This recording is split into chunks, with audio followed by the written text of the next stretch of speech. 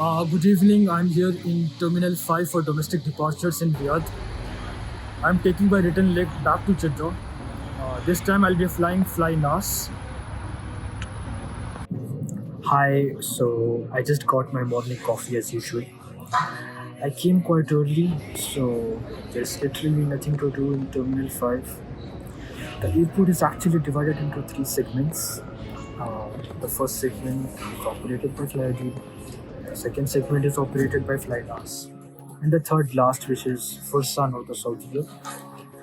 Actually, these three are the main players in domestic aviation in Saudi Arabia. So it makes quite sense. And I haven't slept properly in the last 20 hours, so I think I'm gonna take a nap and see you guys before checking. Bye. Okay, so something about Terminal 5. Terminal 5 is one of the newest terminal here in Riyadh. It opened in 2016.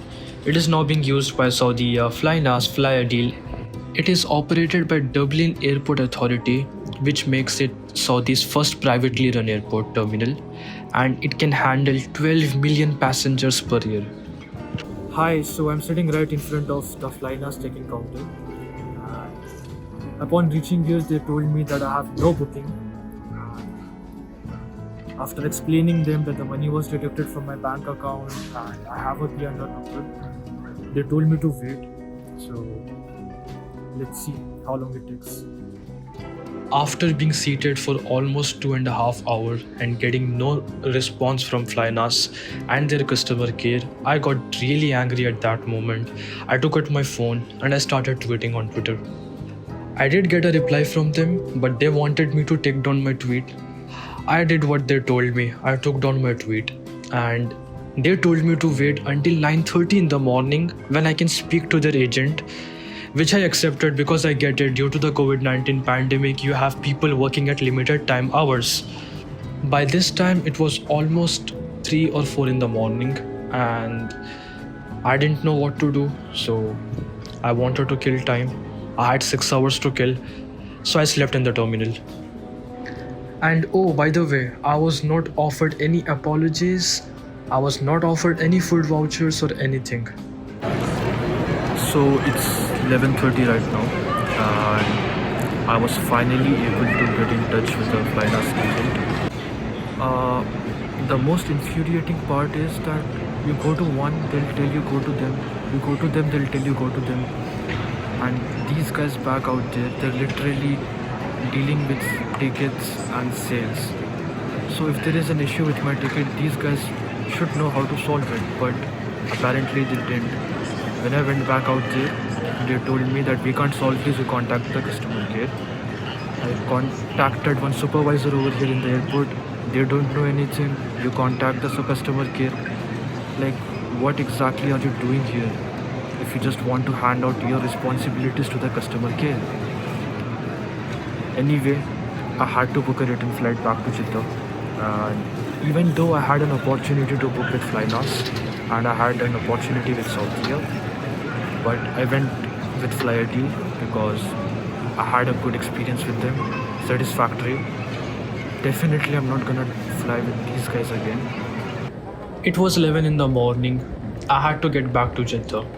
The next flight was at 3 in the afternoon.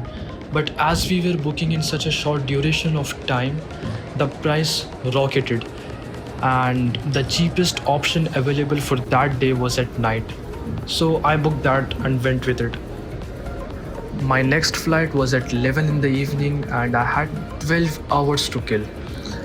One of my friend who lives in Riyadh, he picked me up from the airport. I went back to his place and I slept for a good long duration. Hi everyone, I was finally able to get some sleep in my friend's home. We'll be going to Terminal 5 again, I think in a couple of hours. We'll be flying Flyadeal again.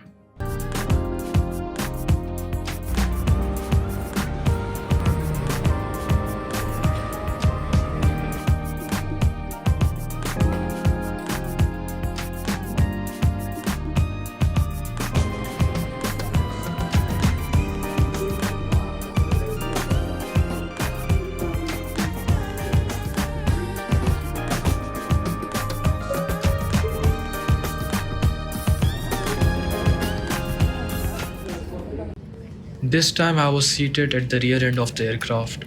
The flight was quite occupied, but I was fortunate enough I didn't have anyone beside me.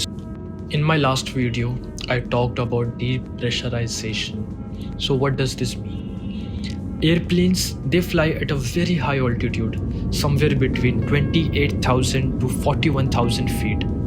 As your altitude increases, the outside air pressure decreases. Once this happens, you need an external supply of oxygen to breathe. But why don't you need one in an airplane?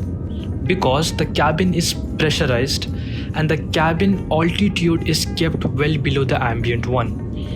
Although aircraft cabins are pressurized, cabin air pressure at cruising altitude is lower than air pressure at sea level. For example, if your cruising altitude is set to 34,000, air pressure in the cabin is equivalent to 6 to 8,000 feet at that moment. If for some reason the cabin pressure drops and exceeds 10,000 feet, the flight crew will receive a warning, which means they should descend. And if it exceeds 14,000 feet, oxygen masks will drop in the cabin automatically. But you don't have unlimited supply of oxygen. You only have it for 10 to 12 minutes, which provides enough time for the flight crew to descend to a safe altitude. So how is this cabin pressurized?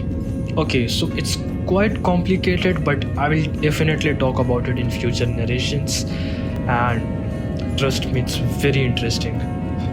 Till then, enjoy this beautiful arrival into Jeddah, and I'll see you guys soon.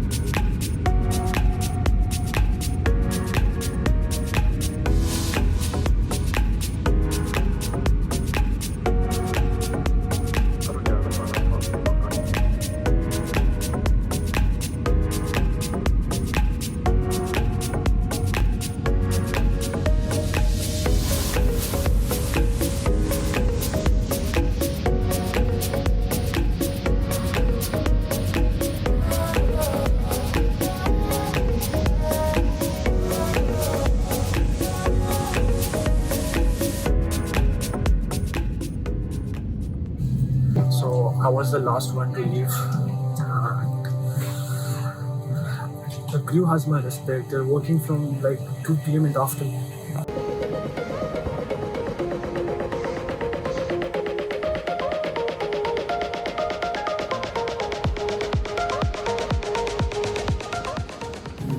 So finally I'm back home, and the arrival part of the airport is somewhat dead, I would say, because it's not completely open yet. So if you have an aircraft arriving at once and the passengers, when they disembark, the terminal is literally empty, and it's quite cold out here.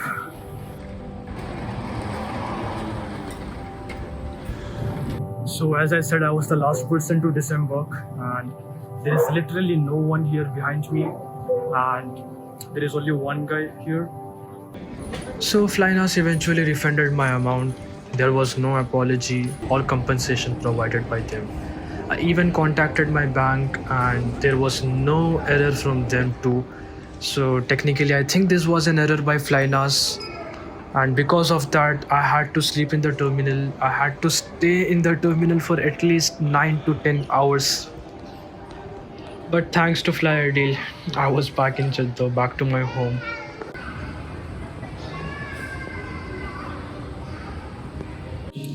So someone who has been to Changi International Airport and someone who is a fan of aquatic life, and this aquarium is actually mind-blowing because they have, I mean, who doesn't love sharks? Okay, so after watching the video, you have been wondering two things. Is it safe to travel fly again during COVID-19? And secondly, is it safe to travel generally during the COVID-19 pandemic? My answer would be yes to both the questions. Why?